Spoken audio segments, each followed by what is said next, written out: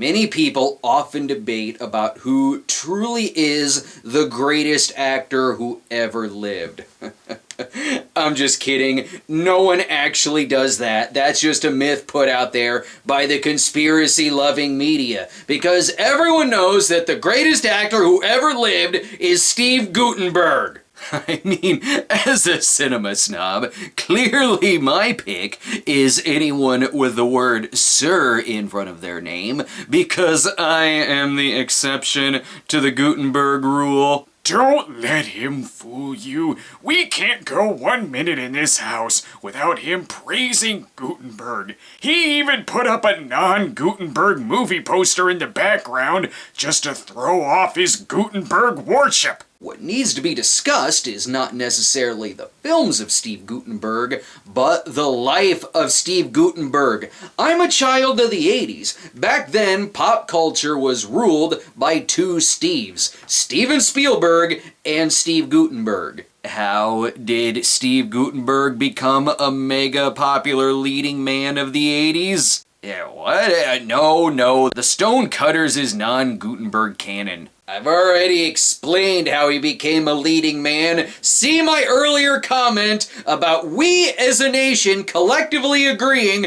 that Steve Guttenberg is the greatest actor who ever lived. But the true story of Steve Guttenberg requires many ups and downs, laughs and tears, scares and drama. Little do we know that the life of Steve Guttenberg is told through the very films in his filmography. And by using this technology called DVD copies of the movies, you can choose your path about which life story of Steve you'd like to follow. Sure, in the movies he may have names like Mahoney or Newton Crosby PhD, but for the sake of our story, in all these movies he is simply Steve.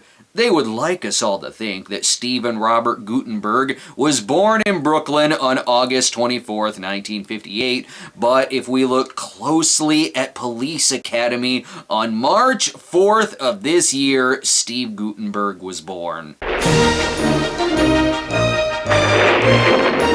That is also the music that literally played when Steve was born. 1984 was a time when anyone could sign up to be a cop and not base it on strength, size, or sex. This is also the story about how Steve changed his last name to Rogers and became Captain America.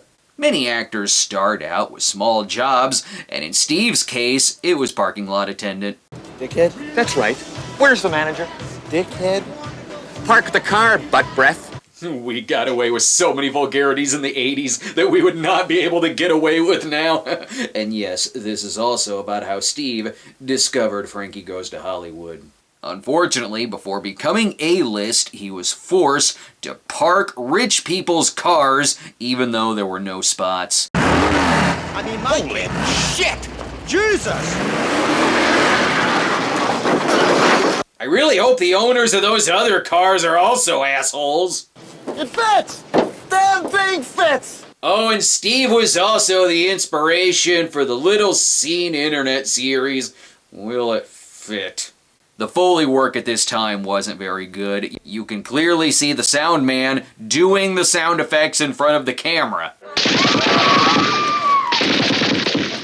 God damn it, stop that! I'm not so sure you should try that in real life. Down on his luck, Steve was given the option of becoming a leading man in movies or becoming a police officer. And since this was a time when there were significantly more shenanigans in being a cop, Steve chose to join the force. This was long before movies like Seven came out and made the police world all gritty. In his downtime, Steve was also the first person to cosplay as Uncle Rico, and according to his shirt, he was also pregnant. He is on his way to keep the streets safe. Take good care of my car! Bye! Bye, baby! It's important to know that Relax was the only song that year. Steve would try out for small jobs at the time, such as joining fellow actors to play a drug lord and a drug snitch in separate episodes of Miami Vice, and Steve's own life story also collides with the backstory of Samantha Jones. Where there's a mannequin, there is also Petty Officer G.W. Bailey to keep these damn mannequins in line. Seriously, it's all part of the game 6 Degrees of Every Actor from the 80s. We had to keep ourselves entertained somehow. There was very little to do at the time. See, Atari was great and all, but you really had to use your imagination. Steve attempted to get kicked off the force simply so he could jump right into Police Academy 2, or just to piss off G.W. Bailey. Yes, sir. I'll be back later in the day. Be back in 5 minutes! Ooh, I hate that lousy sergeant. He was the Colonel Clink of the 80s. With everyone from character actors to former football players, I see these cops handling all of these tough situations just fine.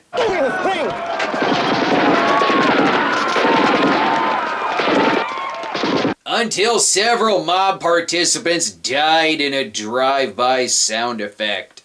You are out of the academy forever.